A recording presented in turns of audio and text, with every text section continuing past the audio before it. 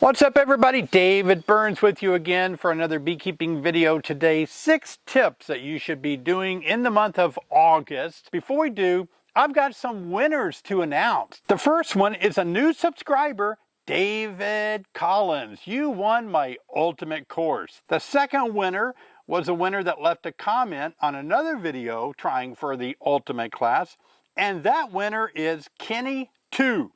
And so if you are one of these winners, please email my staff and they will make sure that you will receive this ultimate class right away. Now let's get into the 6 tips that you should be doing now that it's August. Let's get started. Tip number 1 is the mite test. Now mite tests are sometimes challenging for people.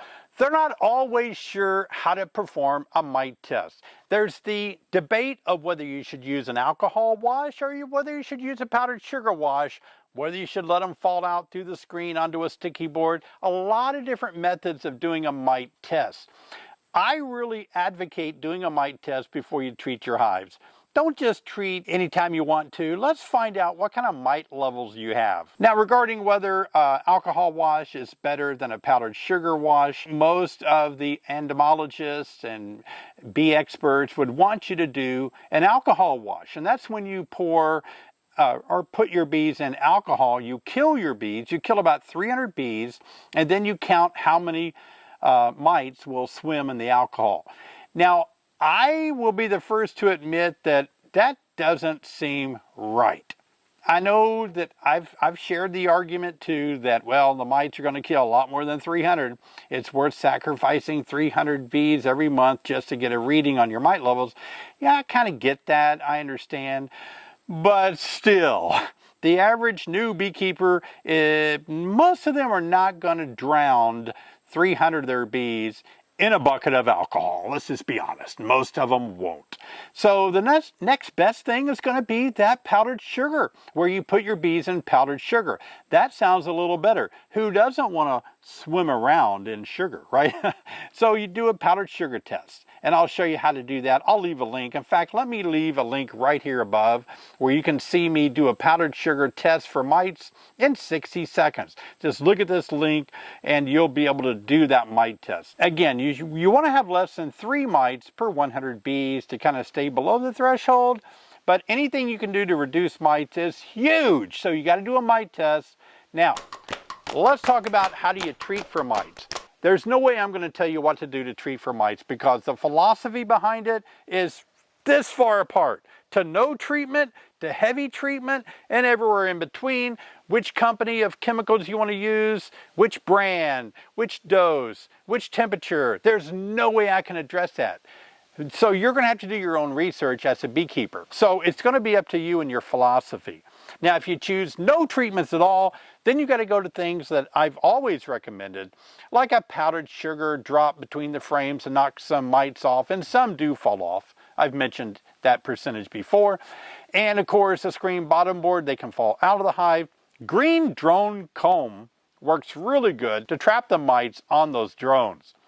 And then of course, this time of the year, you can always isolate your queen with a push-in cage or put her in a queen cage for about a week, and that breaks a brood cycle. If you break the brood cycle, what you're doing is you're keeping the queen from laying any eggs for about a week. Let's say she lays 2,000 eggs a day. That was my study that I did. If she's laying 2,000 eggs a day and you hold her in there for 5 days, that's 10,000 eggs she's not laying. 2 mites per egg. That would be 20,000 mites that you could potentially, in the best case scenario, prevent from coming about. Stuff like that is amazing, isn't it? So anyway, do a mite test and then do a mite treatment. A treatment is going to be based on your philosophy, your research, and how you feel about what you give your bees or what chemicals you put in your hive. In other words, some treatments require honey supers to be taken off this time of the year. If they're still on there, they're very heavy, and so all of that comes into play. Don't ignore treating mites or you're going to lose your hive. So number 1, do a mite test. Number 2, do a mite treatment. Number 3, honey harvest. Harvest your honey. If it's capped over, take it off. If you're not sure, use a refractometer. Take a measurement, see what the moisture level is in that honey, see if it's 18, 19%, and then you're probably safe to go ahead and harvest the honey. Enjoy the returns of your hard labor by either enjoying the honey yourself or selling it or giving it away to friends. You're going to love the honey. I would suggest you remove it the same day you're going to harvest it. I wouldn't recommend taking it off and storing it someplace, because inevitably if there are eggs in there or some beetle larvae, they're going to trash your super and ruin it. So if you could just get the bees off of it, take it and harvest it the same day, and then you can either put the wet super back on the hive to let them clean it up.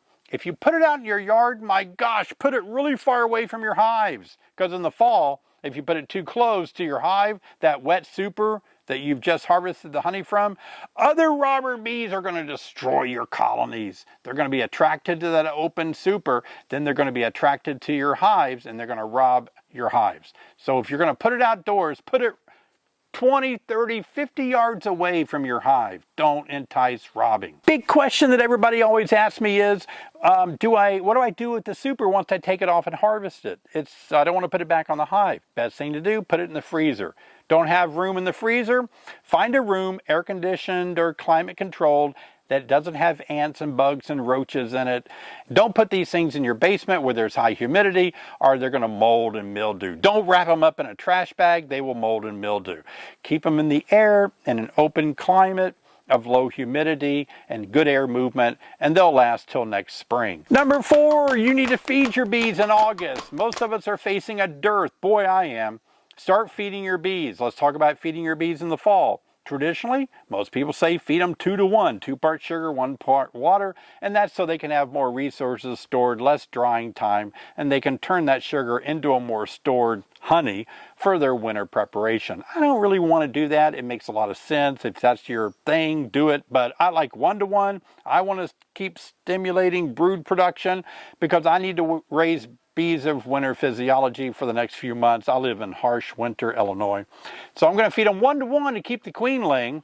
And I'm going to mix some pollen powder in there, some amino acids, some honeybee healthy. I'm going to just keep all these rich vitamins and minerals kind of going into the hive, even during a dearth. So the queen will keep laying more than if I wasn't feeding them. Warning, do not use an entrance feeder. Robber bees will be flying around, sniff out that entrance feeder, go back, tell a huge hive that this hive has some sugar water at the entrance, and they will do waggle dances, and that hive will rob out your hive. Do not use an entrance feeder. Feed from on top of the hive. Keep everything on top, kind of sealed off good. Don't let anything leak in the dearth, because scout bees are everywhere. Another thing you can do is you can do community feeding. Like shown here in this video, I just have a bird bath converted to a watering station of 1 to 1 sugar water, and look how the bees are going after that. They love it. Oh, if you're wondering what that little white plate is, I actually did a little study on what happened to bees when they drink vodka. Woo! Bees are party animals. They love alcohol. If you want to watch that, I'll put it at the end of this video. You can see what happens to bees when they get drunk. But you can do a community feeder. This also helps with robbing a little bit, because rather than go beat up another hive and try to take all their goods, they have access to open sugar water out away from your hive somewhere far, far away, and they will love you for it. So will all the other wasps, hornets, ants. Everything that loves sugar will be there eating from the trough. Now that we've done all this, it's time to evaluate your queen, and let's be fair. Come on, don't go easy on her. If she's not laying good, replace her. August is about the last month, maybe September, but certainly August is getting where you want to get your queen doing a good job. So if you don't have a good queen, it's getting harder to find them as we get later in the season. So in the month of August, replace that queen, get a good layer in there. You need her for the fall to get bees of winter physiology. Bees of winter physiology live 4 to 6 months. And so all the bees that you're looking at going in and out of your hive in August, they only live 30 to 40 days because they're summer bees. They'll be dead before Christmas, so you need a good laying queen. Woo! Good information. I'm excited about this. Wow, that makes sense. Gosh, I need a new queen. My brood pattern's horrible. Well, then call up some bee providers. You probably have to get them out west or in the south or something, but get a good queen in there and start laying good while it's still time to do something. You get into September and October and it starts getting cooler. The drones aren't out there anymore if they are raising a queen. So you might just wind up buying a new queen now. And finally, the sixth tip is to combine your hives if you have a weak one. Don't sit there and baby this tiny little hive that you really know in your heart of hearts, it ain't gonna make it. It's done. Come on.